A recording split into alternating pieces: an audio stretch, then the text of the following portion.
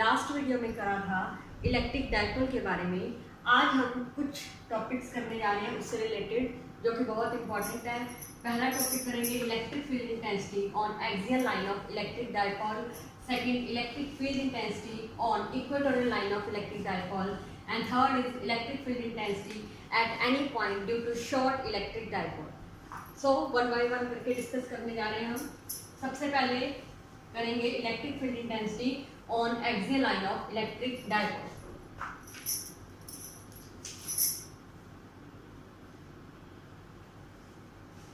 Electric dipole word आया तो सबसे पहले हम इलेक्ट्रिक डाइपोल बनाएंगे। डाइपोल में दो चार्जेस होते हैं, ऑपोजिट चार्जेस, एक नेगेटिव सेकंड इज पॉजिटिव। मान लो नेगेटिव चार्ज ए पॉइंट पे है, पॉजिटिव बी पॉइंट पे है, दोनों के बीच में कितना डिस्टेंस है 2a। अगर सेंटर में O पॉइंट है तो A से O तक का डिस्टेंस बन गया A और O से B तक का डिस्टेंस बन गया A। इलेक्ट्रिक फील्ड इंटेंसिटी, पहले तो टॉपिक को समझो क्या बोला उन्होंने। इलेक्ट्रिक फील्ड इंटेंसिटी निकालनी है on axial line. Axial line का मतलब होता है उसी लाइन पे एक पॉइंट होना। ये जो डाइपोल है इसी लाइन पे हमने एक पॉइंट मेंशन करा P पॉइंट। यहाँ पे हम एक पॉजिटिव का चार्ज मान रहे हैं, पॉजिटिव यूनिट चार्ज। हमने क्या करना है, फील्ड इंटेंसिटी निकालनी है एक्सियल लाइन पे, मतलब हमने फील्ड इंटेंसिटी निकालनी है P पॉइंट पे इस डाइपोल के कारण। हमने P पॉइंट पे फील्ड निकालेंगे हम पहले इस चार्ज के कारण, फिर इस चार्ज के कारण, फिर हम दोनों को कंबाइन करके नेट फील्ड फाइंड करेंगे। तो स्टार्ट करते हैं। सबसे पहले electric field intensity at P due to charge at A। हम P पॉइंट पे फील्ड फाइंड कर रहे हैं A के कारण।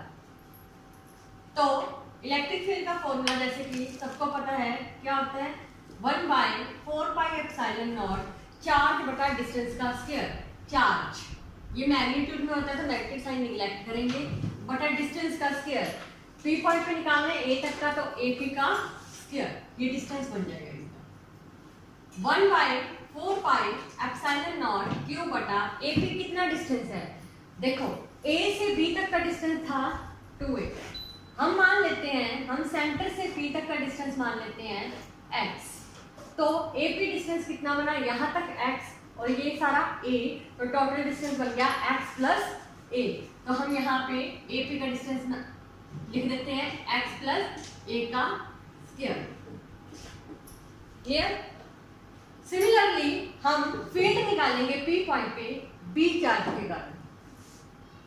Similarly electric field at electric field intensity at P due to charge at B कितनी बनेगी वो हम E2 से रिप्रेजेंट करते हैं। 1/4πε0 चार्ज बटा डिस्टेंस का स्क्वायर। अब P पॉइंट पे निकालना है B तक का, तो डिस्टेंस बनेगा BP का स्क्वायर। 1/4πε0 BP कितना है, देखो ये x है, उसमें से हमने इतना इतना माइनस करना है ताकि हमारे पास BP डिस्टेंस बने। तो हम क्या लिख देंगे x माइनस a का स्क्वायर। क्लियर। यहाँ पे हम रिप्रेजेंट कर देते हैं P पॉइंट पे फील्ड A के कारण निकाली थी जो कि E1 थी। देखो ये नेगेटिव चार्ज है, ये पॉजिटिव चार्ज है। नेगेटिव पॉजिटिव आपस में क्या करते हैं, अट्रैक्ट करते हैं, तो उनकी फील्ड भी क्या करेगी, अट्रैक्शन वाला साइन देगी। तो E1 का एरो इस तरफ जाएगा। क्लियर। और B पॉइंट पे जब P की निकाली थी तो दोनों पॉजिटिव पॉजिटिव रिपेल करते हैं, तो फील्ड भी रिपेल करेगी। तो हम E2 की डायरेक्शन कुछ इस तरह से देंगे। साथ में एक चीज इंपॉर्टेंट है कि जैसे कि ये दो पॉइंट्स हैं, इनमें फील्ड ज्यादा स्ट्रांग होएगी या इनमें ज्यादा स्ट्रांग होएगी। ऑब्वियसली जो पास में है उनमें ज्यादा स्ट्रांग होएगी, तो इनमें ज्यादा स्ट्रांग है एज कंपेरेटिव इनमें। मतलब कहने का E2 ज्यादा बड़ी है किससे, E1 से। तो जब हमने E1 E2 फाइंड कर लिया, अगर हम नेट फील्ड की बात करें तो नेट फील्ड जो E आएगी हमारे पास वो किसके बराबर आएगी, E2 minus E1, because E2 बड़ी है E1 से।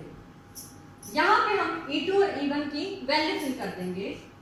E2 की वैल्यू है 1/4πε0 Q by x minus a का स्क्वायर, माइनस E1 की वैल्यू फिल करेंगे 1/4πε0 Q by x plus a का स्क्वायर। क्लियर? नाउ इसे सॉल्व करेंगे, जो चीज कॉमन आ रही है हम कॉमन फाइंड कर लेंगे।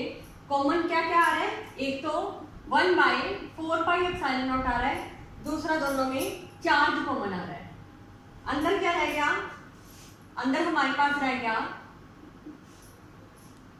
x माइनस a का square minus x plus a का स्क्वायर।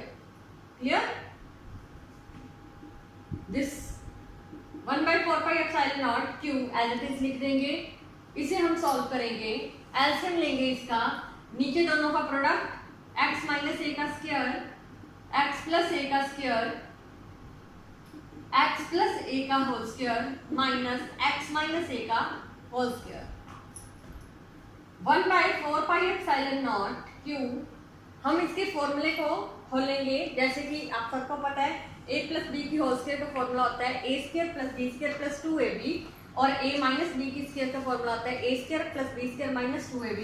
तो उसे सॉल्व कर देंगे, यहाँ पे आ जाएगा x square plus a square plus 2xa minus, क्योंकि यहाँ पे माइनस साइन बाहर है तो अंदर सारे निशान चेंज हो जाएंगे, तो बन जाएगा x square minus a square plus 2xa। नीचे जो फॉर्मूला बन रहा है a minus b, a plus b का फॉर्मूला होता है a square minus b square, तो वो लगा देंगे x square minus a square, क्योंकि दोनों के ऊपर होल स्क्वायर है तो यहाँ पे भी होल स्क्वायर मेंशन करेंगे। जो चीज कट रही है काट देंगे, ये इससे कट गया, तो अपने पास आ गया 1/4πε0 Q 2xa plus 2xa that is 4xa। नीचे आ जाएगा x square minus a square की होल स्क्वायर। क्लियर? अब 1/4πε0 Q 4xa को हम कैसे लिख सकते हैं, हम लिख सकते हैं 2a इंटू 2x। नीचे आ जाएगा x square minus a square का whole square.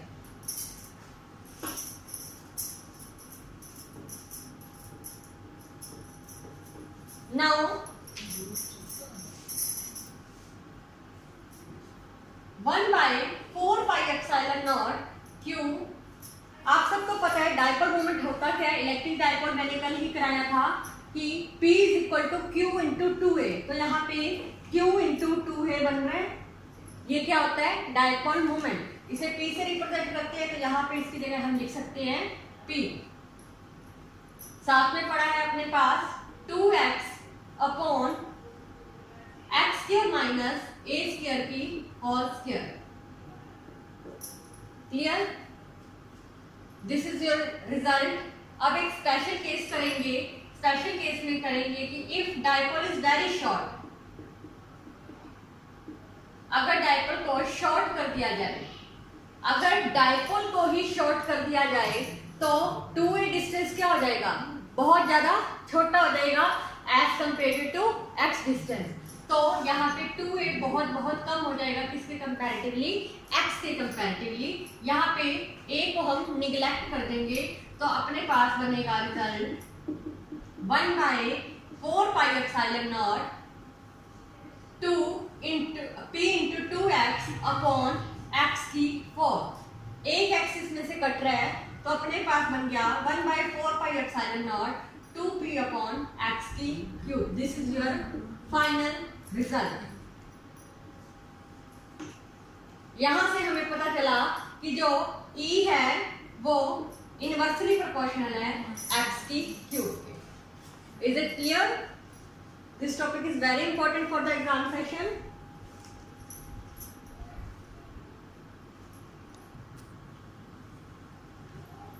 Now our next topic is electric field intensity on equatorial line of electric dipole। जैसे अभी एक्सियल लाइन करा था, अब उसी अकॉर्डिंग हम इक्वेटोरियल लाइन का कर रहे हैं। क्योंकि इलेक्ट्रिक डायपोल वर्ड आया तो हम सबसे पहले डायपोल एक कंसीडर करेंगे।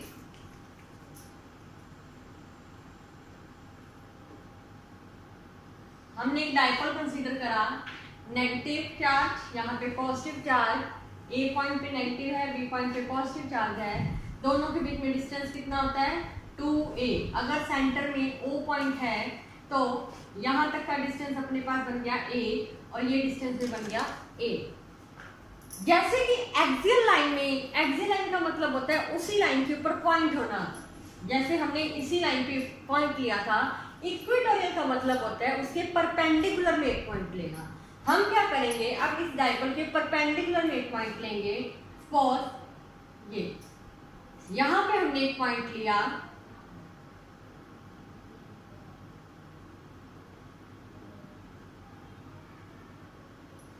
P पॉइंट, उसी तरह से यहाँ पे एक यूनिट चार्ज लिया मैंने प्लस का 1। क्लियर? एक ये ज्वाइन कर देते हैं इनको। उस केस में हमने O पॉइंट से लेके P पॉइंट तक का डिस्टेंस माना था x, तो इसमें भी हम ये डिस्टेंस मान लेते हैं x। यहां से P पॉइंट से लेके O पॉइंट तक का डिस्टेंस हम मान लेते हैं x। क्लियर? हमने इस आर्टिकल में भी उसी तरह फील्ड इंटेंसिटी निकालनी इक्वेटोरियल लाइन पे, मींस हमने फील्ड निकालनी है P पॉइंट पे। इलेक्ट्रिक डायपोल के कारण P पॉइंट पे फील्ड निकालेंगे, पहले इस चार्ज के कारण, फिर इस चार्ज के कारण, देन नेट फील्ड फाइंड करेंगे। क्लियर? तो स्टार्ट करते हैं। सबसे पहले electric field intensity at P due to charge at A कितनी बनेगी? E1 ले लेते हैं इसे, 1/4πε0 चार्ज ओवर डिस्टेंस का स्क्वायर। ये डिस्टेंस, बट ये डिस्टेंस हमें नहीं पता, हमें ये चीज और ये चीज पता है। आप सबको पता है, यहाँ पे हम अगर पाइथागोरस थ्योरम अप्लाई करें, यहाँ पे a है डिस्टेंस, ये x है, तो ये डिस्टेंस कितना आएगा? अगर मैं यहाँ पे a पॉइंट है, o पॉइंट है, p पॉइंट है, तो देखो AP का स्क्वायर किसके बराबर होएगा? AO स्क्वायर प्लस OP का square.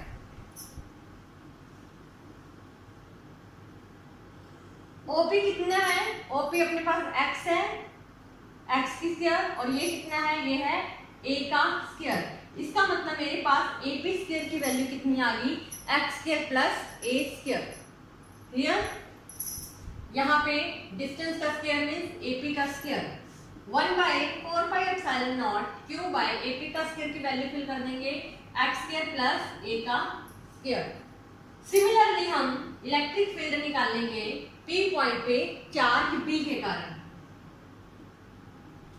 Electric field intensity at P due to charge at B कितनी बनेगी? E2 से रिप्रेजेंट करेंगे 1/4πε0 क्यू बाय BP का स्क्वायर। जैसे जितना डिस्टेंस AP है उतना डिस्टेंस BP है, तो यहाँ पे BP का स्क्वायर की वैल्यू भी क्या बनेगी? एज इट इज सेम बनेगी, x square plus a square. Clear? यहां से आप एक चीज नोट कर सकते हो कि E1 और E2 की वैल्यू क्या आई? बिल्कुल सेम। E1 का मैग्नीट्यूड किसके बराबर आ गया? E2 के मैग्नीट्यूड के बराबर। अब देखो, अब हमने रिजॉल्व करना है। यहाँ पे हम एक एंगल मान रहे हैं थीटा, कुछ भी मान सकते हो आप। पहले हम साइन रिप्रेजेंट करेंगे। P पॉइंट पे फील्ड निकाली थी A के कारण, जो कि E1 थी। E1 किस डायरेक्शन में जाएगा? ये नेगेटिव है, ये पॉजिटिव है। पॉजिटिव नेगेटिव अट्रैक्ट करते हैं, तो E1 की डायरेक्शन भी किस तरफ जाएगी? इसी तरफ जाएगी। क्लियर? और E2 ये पॉजिटिव रिपेल करते हैं, तो E2 किस तरफ जाएगा? इस तरफ। क्लियर? अब हम क्या करेंगे, E1 को और E2 को रिजोल्व कर देंगे। अगर हम E1 को रिजोल्व करें, रिजोल्व E1 इन टू कंपोनेंट्स, E1 को दो कंपोनेंट में तोड़ेंगे तो एक इधर जाएगा और एक इस तरफ जाएगा। क्योंकि यहाँ पे थीटा है तो ये भी थीटा बनेगा वर्टिकली ऑपोजिट एंगल के कारण। तो ये क्या बन जाएगा, सॉरी अल्टरनेट एंगल के कारण, तो ये बन जाएगा E1 cos थीटा और ये बन जाएगा E1 sin थीटा। क्लियर। अब E2 इस तरफ जा रहा है, E2 को भी दो कंपोनेंट में तोड़ेंगे, एक इस तरफ जाएगा और एक इसी तरफ जाएगा। अगर ये थीटा है तो ये बनेगा E2 cos थीटा और इधर बनेगा E2 sin थीटा। क्लियर।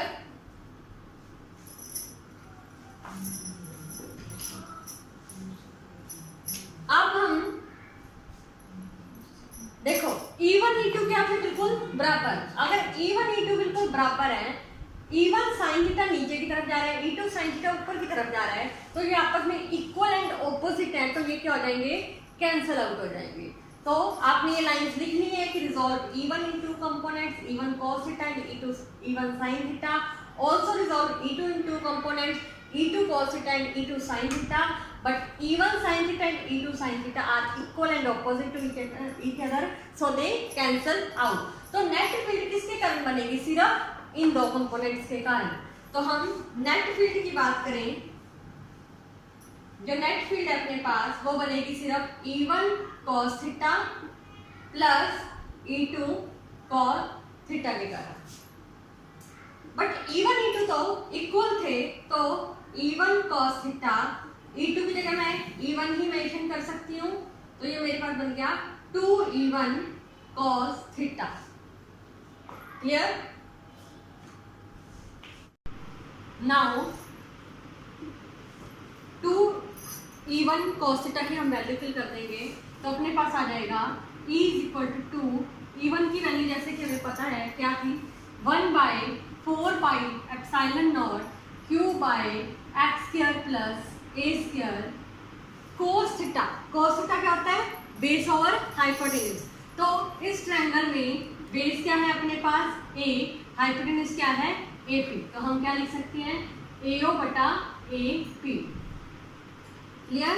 तो 2 1/4 epsilon naught Q by x² plus a², इसकी वैल्यू फिल कर देंगे। AO किसके बराबर है अपने पास, A के बराबर, और AP किसके बराबर है, जैसे कि हमने पहली वैल्यू फाइंड कर चुके थे AP अगर यहाँ से फाइंड करें तो ये रूट में बन रहा है, तो हम यहाँ पे फिल कर देंगे x² प्लस a² का स्क्वायर रूट, तो x² प्लस a² की power 1/2। Clear. 2 1/4 epsilon not QA, नीचे बेस सेम है तो पावर्स क्या हो जाएंगी, ऐड। तो पावर्स ऐड होने के बाद x² प्लस a² की पावर कितनी बन जाएगी, 3/2। क्लियर। अब जो डायपोल मोमेंट होता है वो क्या होता है, Q × 2a, और ऊपर अपने पास यही चीज बन रही है Q × 2a, तो यहाँ पे हम इसे P लिख सकते हैं, P/4 epsilon not x² plus a² की power 3/2। This is your result. Clear. अब हम कुछ स्पेशल केस लिखेंगे। स्पेशल केस में वही special case, if dipole is very short, अगर डायपोल बहुत छोटा है, इसका मतलब डायपोल छोटा है तो A क्या हो जाएगा, निगलेक्ट हो जाएगा, A कैन बी निगलेक्टेड। यहां से हम A को खत्म करेंगे तो अपने पास E की वैल्यू बनेगी P/4 एप्सिलॉन नॉट x², 2 से 2 कट जाएगा Q, ये आपका आंसर। तो अब अपना जो नेक्स्ट है कि एक्सियल और इक्वेटोरियल में रिलेशन क्या है। नेक्स्ट टॉपिक है relation between axial line and equatorial line.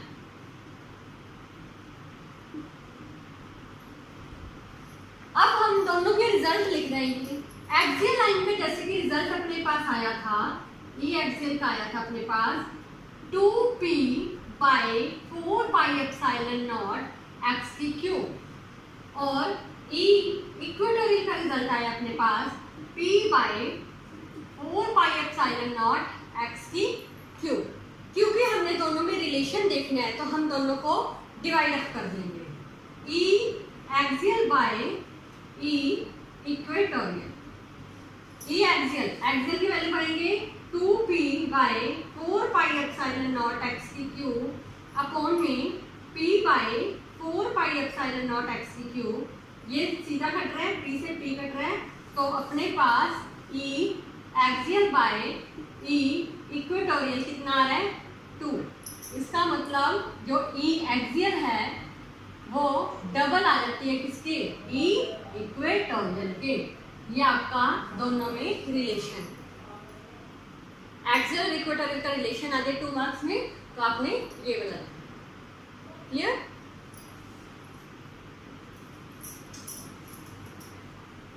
Now our next topic is, जैसे कि अभी हमने इलेक्ट्रिक फील्ड इंटेंसिटी करा एक्सियल लाइन पे, इक्वेटोरियल लाइन पे, अब हम इलेक्ट्रिक फील्ड इंटेंसिटी निकालेंगे एट एनी पॉइंट।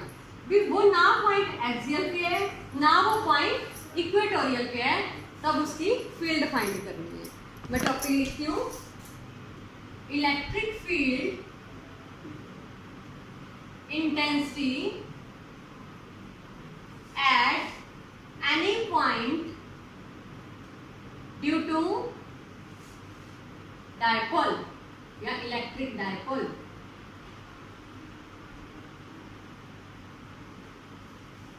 क्योंकि इसमें वर्ड आया डायपोल, तो हम सबसे पहले डायपोल कंसीडर करेंगे। हमने एक ए बी के अलोंग डायपोल लिया, ए बी के अलोंग डायपोल मोमेंट लिया। यहाँ पे हमें पता है नेगेटिव चार्ज, यहाँ पे पॉजिटिव चार्ज। डायपोल मोमेंट लिया हमने यहाँ पे P। इस P को हम दो कंपोनेंट में रिजॉल्व कर देंगे, एक P cos थीटा एंड एक P sin थीटा। मान लेते हैं क्योंकि हमें फील्ड निकालनी है एट एनी पॉइंट, तो हम कहीं भी एक पॉइंट ले लेते हैं, बट वो ना पॉइंट एक्सियल पे होना चाहिए ना इक्वेटोरियल पे होना चाहिए, वो हम पॉइंट कहीं यहाँ पे ले लेते हैं। क्लियर। यहाँ पे जो पॉइंट लिया हम डिस्टेंस इसका मेंशन कर देते हैं x, ये सेंटर है, ये A, ये भी A। क्लियर। अब P को दो कंपोनेंट में अगर रिजॉल्व करें और अगर ये थीटा है तो ये बनेगा अपने पास P cos थीटा, और बिल्कुल इसके परपेंडिकुलर में अगर हम बात करें यहाँ ये बनेगा P sin थीटा। अब इस आर्टिकल में हमने करना क्या है, जैसे कि टॉपिक बता रहा है कि फील्ड इंटेंसिटी निकालनी है किसी भी पॉइंट पे इलेक्ट्रिक डायपोल के कारण, तो हमने फील्ड इंटेंसिटी निकालनी है इस P पॉइंट पे। P पॉइंट पे फील्ड निकालनी है, हम यहाँ पे कोई और पॉइंट का नाम लेते हैं M पॉइंट पे फील्ड निकालनी है। पहले हम P cos थीटा के कारण निकालेंगे, फिर P sin थीटा के कारण निकालेंगे। क्लियर। तो स्टार्ट करते हैं। सबसे पहले electric field intensity at M due to P cos theta. जैसे कि ये P cos थीटा इस लाइन पे जा रहा है, अगर मैं इसे एक्सटेंड कर दूं तो ये लाइन भी P cos थीटा को रिप्रेजेंट करेगी। यहाँ पे मैं कोई नाम दे देती हूँ cos L, मीन्स ML किसको रिप्रेजेंट कर रहा है, P cos थीटा को। इस लाइन के परपेंडिकुलर जैसे ये वाली लाइन थी, तो अगर मैं यहाँ पे इसके परपेंडिकुलर ये लगा दूं, यहाँ पे कोई नाम दे दूं N, तो MN किसको रिप्रेजेंट कर रहा है, P sin थीटा को। तो हम यहाँ फील्ड इंटेंसिटी निकाल रहे हैं M पॉइंट पे due to P cos theta along ML। Clear. तो कितनी फील्ड बनेगी, देखो ये P cos थीटा के कारण निकालना है, बट ये तो उसी लाइन पे पॉइंट है, उसी लाइन का मतलब एक्सियल लाइन, तो हम सीधा सीधा रिजल्ट उठाएंगे एक्सियल लाइन का। यहाँ पे क्या था 2p अपॉन 4πε0 x की क्यूब। क्योंकि हमने P cos थीटा के कारण निकालना है, तो यहाँ पे हम cos थीटा मेंशन करते हैं। क्लियर। अब similarly electric field intensity at m due to p sin theta. Sine theta किधर जा रहा है? अलॉन्ग एम एन के अलॉन्ग। तो कितनी बनेगी? E2 कितना बनेगा? क्योंकि इक्वेटोरियल लाइन को रिप्रेजेंट कर रहा है, उसके परपेंडिकुलर है, तो इक्वेटोरियल लाइन का रिजल्ट था p upon 4 pi epsilon naught x की क्यूब। और ये p साइन थीटा है, तो यहाँ पे हम साइन थीटा यूज करेंगे। क्लियर। अब हम यहाँ पे पैरेललोग्राम लॉ लगाएंगे। According to parallelogram law, parallelogram law कहता है कि अगर एक वेक्टर इधर जाता है दूसरा इधर जाता है तो उसका रिजल्टेंट सेंटर से जाता है। उसी तरह से अगर ये एक वेक्टर ml जा रहा है दूसरा mn जा रहा है तो इसका एक रिजल्टेंट ले लेंगे। यहाँ पे कुछ भी यहाँ पे पॉइंट ले लेते हैं C, तो रिजल्टेंट क्या रिप्रेजेंट कर रहा है? mc। हम पैरेललोग्राम कंप्लीट करेंगे, तो यहाँ पे पैरेललोग्राम लॉ लगाने पे उसका रिजल्टेंट जो mc है वो किसके बराबर बन रहा है? Root of ml square plus mn square. ml की कौन सी फील्ड थी? E1, मतलब E1 स्क्वायर, और mn की E2 का स्क्वायर। यहाँ पे हम वैल्यूज फिल कर देंगे। E1 की वैल्यू अपने पास है 2p cos theta upon 4 pi epsilon naught x की क्यूब, इसका स्क्वायर, प्लस E2 की जो वैल्यू है that is p sin theta upon 4 pi epsilon naught x की क्यूब की होल स्क्वायर। क्लियर। नाउ हम इसकी स्क्वायरिंग करके जो कॉमन आएगा उसे कॉमन निकाल लेंगे। रूट 2p cos थीटा का स्क्वायर करेंगे अगर, तो 4p square cos square theta upon नीचे पड़े अपने पास 4 पाई एप्सिलॉन नॉट x की क्यूब का स्क्वायर, प्लस इसकी भी स्क्वायर करेंगे तो अपने पास बनेगा p square sin square theta upon 4 pi epsilon naught x cube का स्क्वायर। क्लियर। अब जो कॉमन आ रहा है उसे कॉमन निकाल लो। कॉमन आ रहा है अपने पास p upon 4 pi epsilon naught x की क्यूब, क्योंकि दोनों स्क्वायर में और रूट में आपस में कैंसिल आउट होकर स्क्वायर रूट सिंपल बाहर आएगा। अंदर अपने पास रह जाएगा 4 cos square theta plus sin square theta. p upon 4 pi epsilon naught x की क्यूब, इसे हम इस तरह से लिख सकते हैं 3 cos square theta plus cos square theta, और को ऐसे लिख सकते हैं 3 प्लस 1 की फॉर्म में, प्लस साथ में पड़ा है sine square theta. 4p upon 4 pi epsilon naught x की क्यूब रूट में 3 cos square theta plus you know very well cos square theta plus sine square theta is 1, तो यहाँ पे हम इसकी वैल्यू भर देंगे 1। This is your result. Clear. अब इसके स्पेशल केस हैं।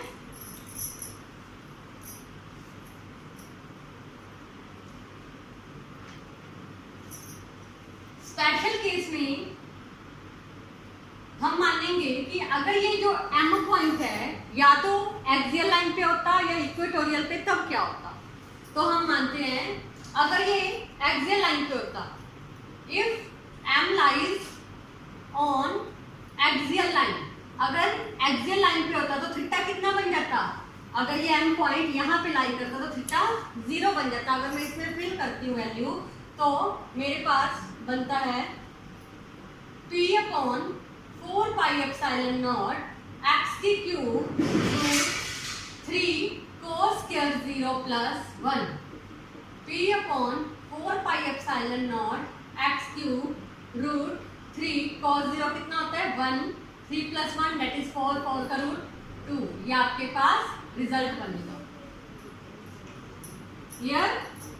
उसी तरह से अगर मैं सेकंड स्पेशल केस लेती हूँ कि if m lies on equatorial line, equatorial line पे है तो थीटा कितना होता है? 90 फिल करूँ अगर मैं फिल, तो मेरे पास बनेगा p by 4 pi epsilon naught x की क्यूब 3 cos स्क्वायर 90 प्लस 1 और cos 90 की वैल्यू होती है 0, तो ये 0 होने के कारण सिर्फ रह जाएगा p/4πε0 x की क्यूब। क्लियर? जिस तरह से हमने इसका मैग्नीट्यूड निकाला है, हम इसकी डायरेक्शन भी निकाल सकते हैं। अगर मैं डायरेक्शन की बात करूं, हमें पता है कोई भी डायरेक्शन टेंजेंट से निकलती है। अगर यहाँ पे मैं कोई भी एक एंगल लेती हूँ अल्फा, और यहाँ से मैं टेंजेंट के लिए tan अल्फा फाइंड करती हूँ, तो tan अल्फा क्या होता है mn/ml। mn की वैल्यू कितनी थी?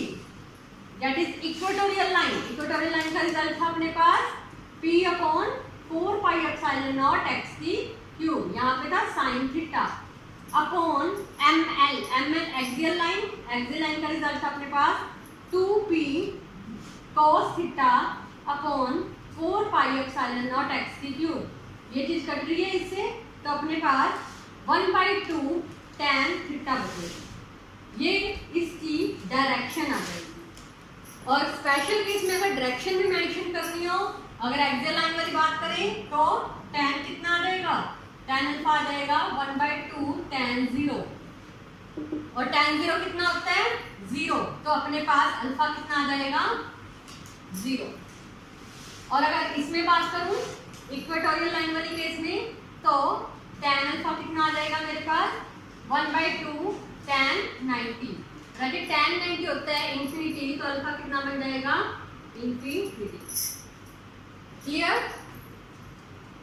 ये कौन सा केस था? At any point due to electric dipole.